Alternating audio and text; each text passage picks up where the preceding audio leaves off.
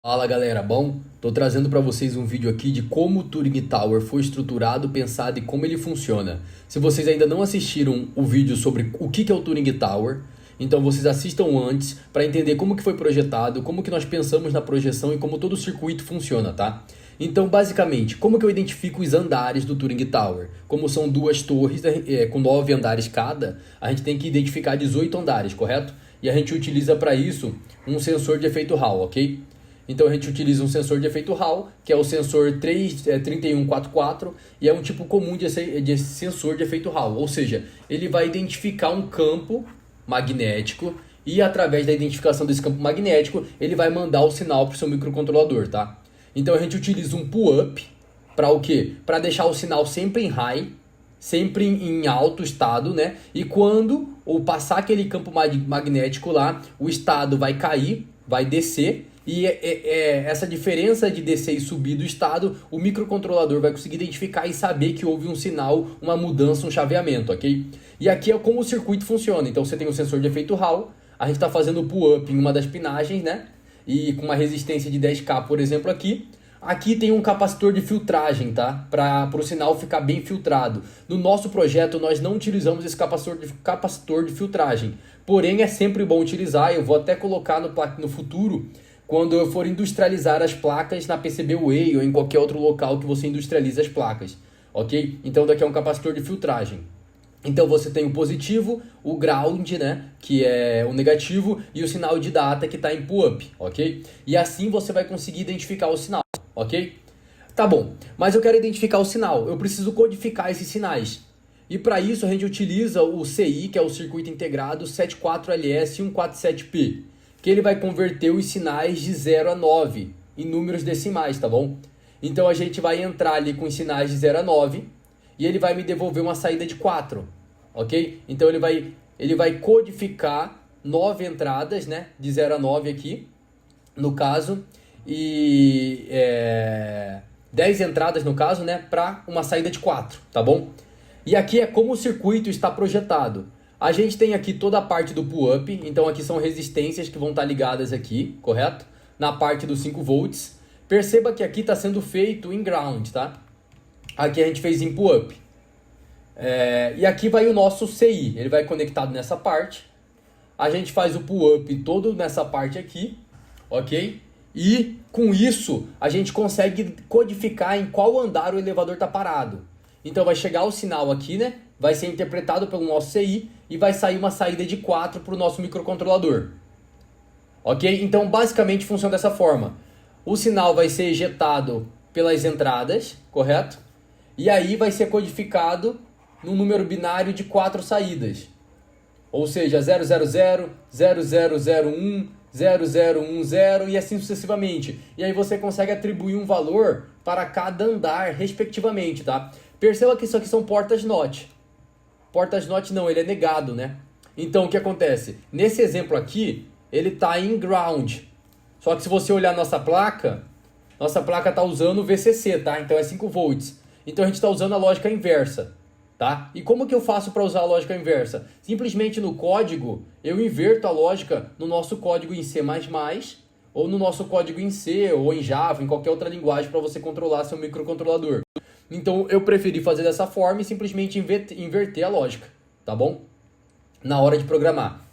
Para os displays funcionarem, e mostrar em que andar o elevador está sucessivamente passando de um para o outro, a gente utilizou o quê? 2 displays de 7 segmentos. Cátodo comum, tá? Tem o cátodo comum e o ânodo comum. Isso é se ele está ligado em ground ou se ele está ligado em VCC. E para isso a gente precisou novamente de 2 CIs, que são o CD 4511, que é para a gente conseguir utilizar, né, o nosso codificador de 7 segmentos para ligar o nosso cátodo comum, tá bom? Então a gente tem aqui o nosso CD 4511, que é um codificador, um drive de display, porém você pode utilizar com outras funcionalidades, que é utilizado para converter dados binários em sinais para o número de display de 7 segmentos. Ele é tipo uma interface, tá? Então você vai entrar aqui com a entrada A1, A2, A3 e A0, né? Então A0, A1, A2 e A3. E vai sair os segmentos aqui para ligar o LED de acordo com o que você quer, ok?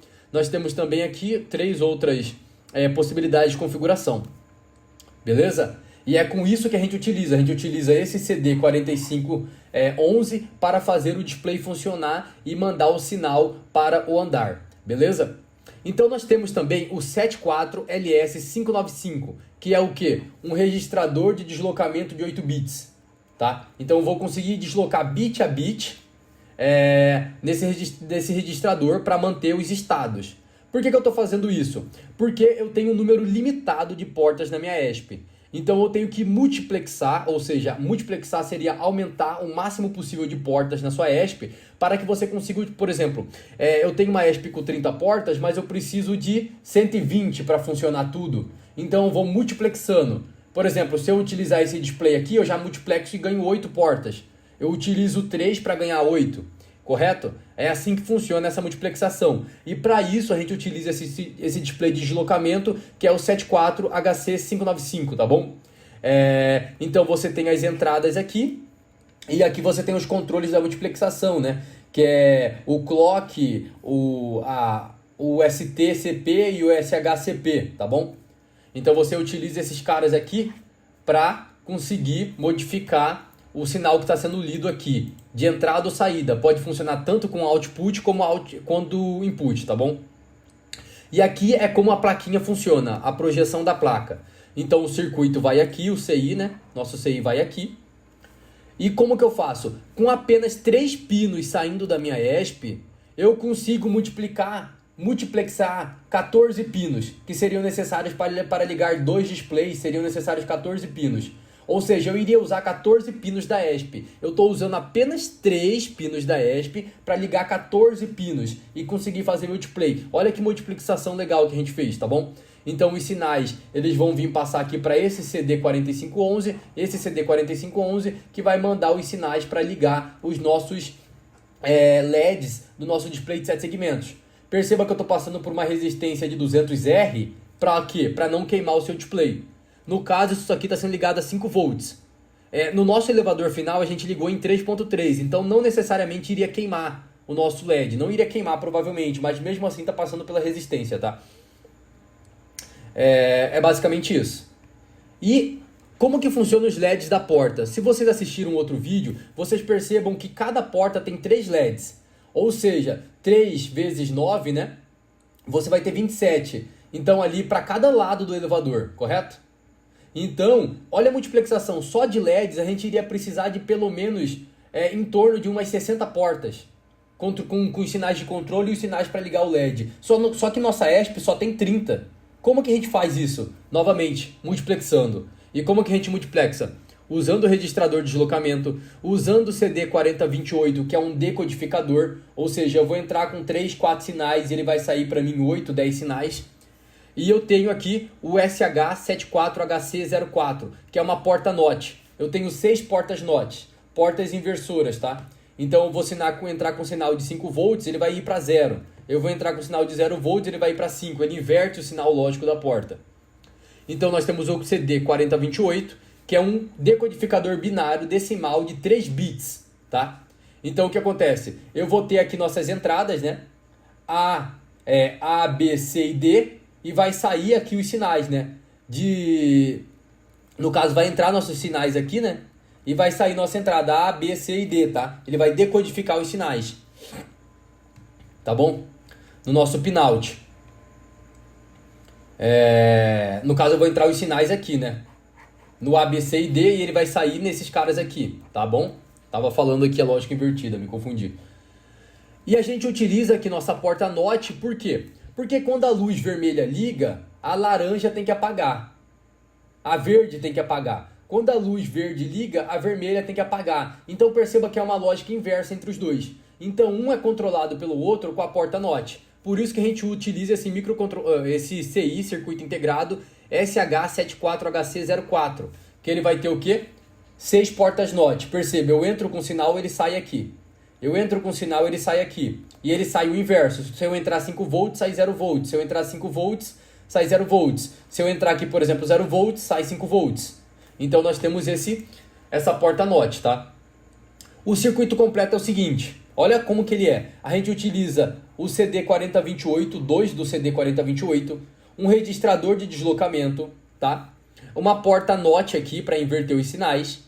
E a gente utiliza outra porta NOT aqui para inverter os sinais. Perceba, com apenas 3 pinos de entradas, eu vou utilizar 3 pinos da minha ESP, eu vou multiplexar 60 pinos. Sair daqui, sair daqui, sair daqui, sair daqui, sair daqui, sair daqui. Eu vou simplesmente no meu sinal de data, sinal de clock, sinal de controle, mandar o que eu quero no meu registrador de deslocamento, dar o sinal de clock positivo ou negativo, dependendo do grau de subida ou descida, e meu registrador de deslocamento vai conseguir fazer com que eu multiplexe de 3 pinos para 60 outputs. Olha que belo. Então, a multiplexação é essencial para trabalhar com microcontroladores, tá bom? E qual microcontrolador a gente utilizou? A gente utilizou uma ESP só, tá? Aqui tá falando duas, mas a gente utilizou uma ESP só, que a gente pegou o modelo mais completo dela. Então, não foi essa que tá aqui, tá?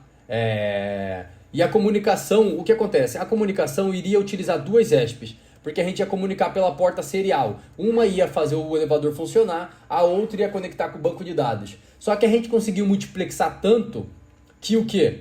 Nem precisou fazer isso. O sistema do banco de dados que você manda pro nosso servidor, para a API, para fazer os cálculos e todo o dimensionamento de como está sendo o desempenho do elevador, de acordo com os algoritmos de ordenação de qual andar o elevador para primeiro, ele manda pro servidor através de uma única ESP, que é a ESP com 40 portas, né? Ou 30 portas, não sei agora.